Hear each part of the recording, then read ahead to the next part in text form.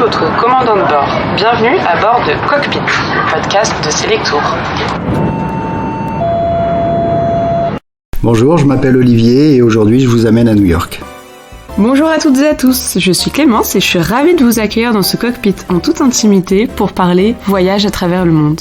Dans chaque épisode, on découvrira une destination au travers de récits de voyage, d'anecdotes, d'interviews et de conseils aux voyageurs. Aujourd'hui, je vous emmène à New York. Nichée sur la côte est des États-Unis, c'est l'une des villes les plus emblématiques du monde et c'est la plus grande des États-Unis en termes de nombre d'habitants.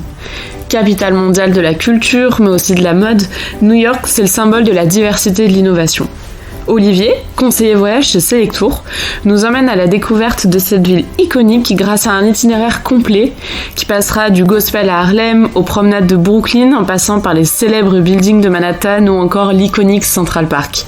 Alors let's go! Bonjour Olivier! Bonjour! Alors tu as eu la chance de vivre à New York et d'y voyager de nombreuses fois, et donc tu vas nous parler de cette ville que tu connais si bien. Déjà, comment est-ce qu'elle a conquis ton cœur la première fois et aussi toutes les autres fois?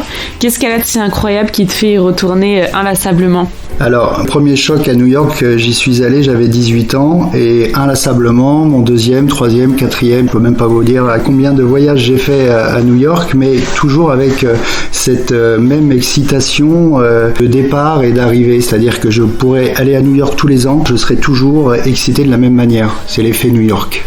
Oui, c'est le côté gigantesque, surdimensionné, avec ses gratte-ciel vertigineux. Oui, c'est une ville qui ne bouge pas et en même temps qui est en éternel mouvement, c'est-à-dire qu'il y a cette effervescence qui fait qu'on redécouvre New York à chaque visite. C'est assez incroyable. Donc, tu proposes de nous emmener dans un itinéraire à travers les différents arrondissements de cette ville. On commence donc par l'île de Manhattan, qui est l'arrondissement évidemment le plus célèbre de New York, avec ses différents quartiers aux ambiances animées et cosmopolites. Et donc notre point de départ à Manhattan, c'est la place magique et incontournable de Times Square. Times Square, évidemment, c'est le plus connu, tout le monde en parle, situé entre la 7e avenue et Broadway. C'est un quartier qui est étourdissant, qui est bruyant, qui est fluorescent, animé, bref, c'est vraiment le centre névralgique de Manhattan, de l'animation touristique new-yorkaise par excellence. On y trouve des boutiques de souvenirs, l'ensemble des spectacles, comédie musicale évidemment, on est à Broadway, les chaînes de télévision, les shows télévisés comme ceux de Jimmy Fallon et Late Show qu'on peut voir même depuis Times Square. C'est aussi là que se trouve le QG de la police. Ils sont là, ils sont en dessous, ce qui fait que ce quartier, même s'il est très populaire et effervescent, est un quartier absolument sécurisé. Après avoir quitté Times Square, l'idée c'est de prendre Broadway et de descendre sur les avenues en direction de l'Empire State Building, puis Flatiron Building. Après, en descendant, on arrive sur le quartier de Chelsea. Arrivé sur Union Square, on se retrouve entre deux quartiers qui est Greenwich et East Village. Et déjà, depuis quelques centaines de mètres, on se rend compte que les hauts buildings ont disparu et on se retrouve avec des immeubles à taille humaine. À partir de là, vous avez sur Greenwich, là on arrive sur un endroit où on vit à la new-yorkaise. On est sur un village où vous avez des restaurants, des commerces de bouche, des gens qui vivent là. Pour moi, c'est la vraie vie new-yorkaise. On boit un verre à l'ombre des arbres, dans les jolies maisons de grès rouge qu'on trouve un peu partout dans le quartier. Une vie de village qui est assez sympa à New York.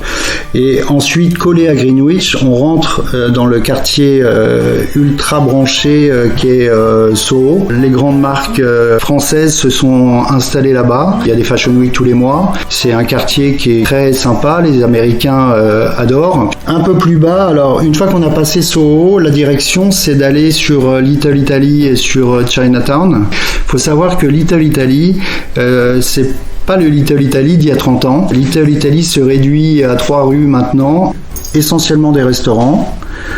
Qui sont très touristiques. Quand on arrive à Chinatown, vous avez des crevettes sur les étals, vous avez des fruits, vous avez des légumes, c'est une nuance de couleurs incroyable. Il y a une effervescence dans ce quartier-là aussi, et surtout, la communauté asiatique et chinoise donc de New York vit dans ce quartier. Une fois qu'on a quitté Chinatown et Little Italy, on se dirige doucement vers la majestueuse Cour suprême de New York, et juste derrière la Cour suprême, vous prenez la direction de Brooklyn Bridge, qui est incontestablement la meilleure façon de se rendre à Brooklyn. Alors, ils louent des vélos à l'entrée du pont de Brooklyn que vous pouvez rendre de l'autre côté ou faire un aller-retour.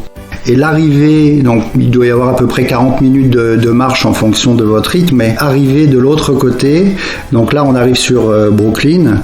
Alors effectivement, en prenant ce pont, on arrive au sud de l'île de Manhattan, dans l'arrondissement de Brooklyn, qui est une véritable pépite culturelle.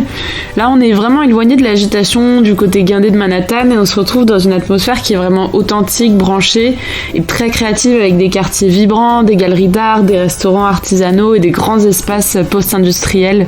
Évidemment, autorisez-vous des balades à Brooklyn accompagnées d'un déjeuner dans les quartiers de Dumbo ou de Fulton Ferry. Vous pouvez longer l'Hudson et toujours avec cette vue incroyable sur Manhattan. Une petite recommandation avant de quitter Brooklyn, de vous rendre sur Time Out Market où à l'étage vous pouvez y boire un verre. Vous avez une vue incroyable sur Manhattan. Vous pouvez tout à fait y aller en journée ou à la tombée de la nuit pour avoir une vue nocturne. C'est une adresse incontournable sur Brooklyn avant de quitter ce magnifique quartier.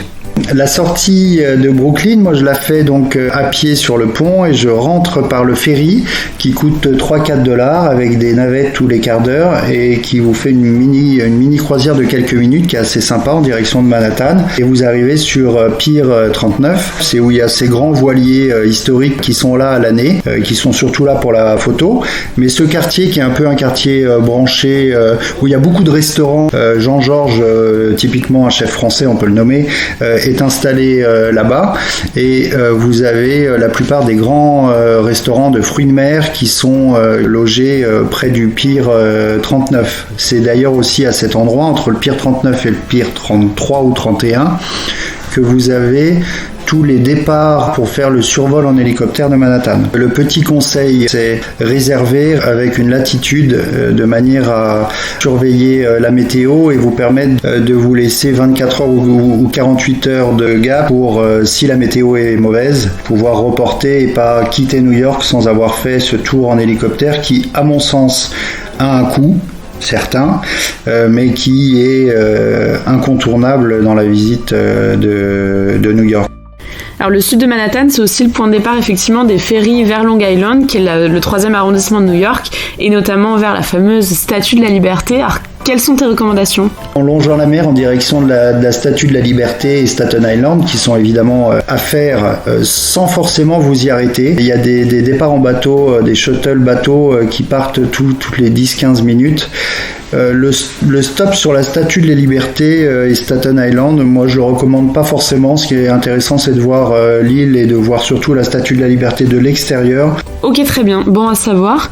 Et alors après avoir fait le tour en ferry, on est de retour à Manhattan pour finir notre tour de l'île en remontant vers le centre. De là, on arrive dans le quartier d'affaires, le fameux quartier de Wall Street, où se trouve également le triste mémorial de Ground Zero, l'endroit où malheureusement il y a eu les chutes des Twin Towers. C'est également là que se trouve la réserve fédérale, où à 25 mètres de profondeur se cachent les 25% des réserves mondiales d'or de la planète. Et en remontant depuis Ground Zero et en longeant l'Hudson, vous pourrez échapper à une superbe balade de quelques kilomètres, cette coulée verte new-yorkaise qui est à faire, une ancienne voie réhabilitée qui domine les rues du quartier. Ensuite, faire un petit détour en passant devant Madison Square Garden, en remontant, salle de spectacle mondialement connue. Vous avez des concerts, toutes les rencontres sportives comme la boxe et le basketball.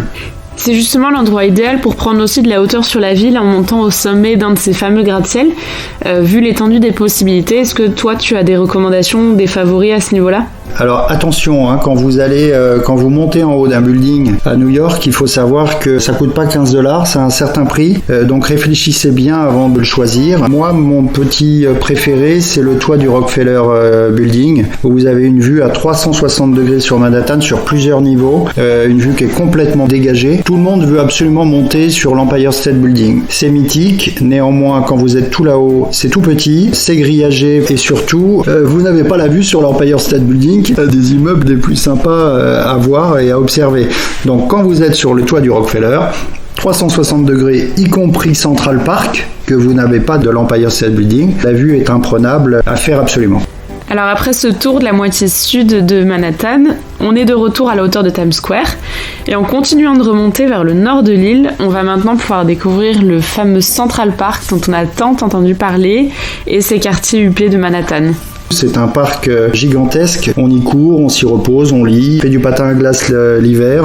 C'est un très bel endroit et la traversée est longue. Donc généralement le retour, on prend un taxi, ça coûte pas grand chose et c'est aussi une expérience à vivre. De la même manière que pour le pont de Brooklyn, vous avez la possibilité de louer des vélos pour traverser Central Park, pour ceux qui veulent pas le faire à pied. Il y a des stations de la ville payants néanmoins, mais beaucoup moins chères que les attrapes touristes. Le quartier de Central Park, c'est Upper East Side et West Side. On est sur des quartiers huppés. Vous êtes sur l'équivalent de l'avenue Foch à Paris. Pas grand-chose si ce n'est le Metropolitan Museum et musée d'histoire moderne. Alors après avoir traversé Central Park, il nous reste un dernier quartier à visiter tout au nord de Manhattan et c'est Harlem. Le quartier est sympa, il est très cosmopolite, néanmoins ça reste Harlem. Vous y allez pour vous balader, vous y allez pour éventuellement une messe gospel qui est à réserver absolument. Mais merci du conseil parce que c'est vrai que j'aurais pas pensé qu'il fallait réserver pour assister à une messe de gospel. C'est donc la fin de notre itinéraire de cette belle visite dans New York. Merci pour tous tes conseils précieux.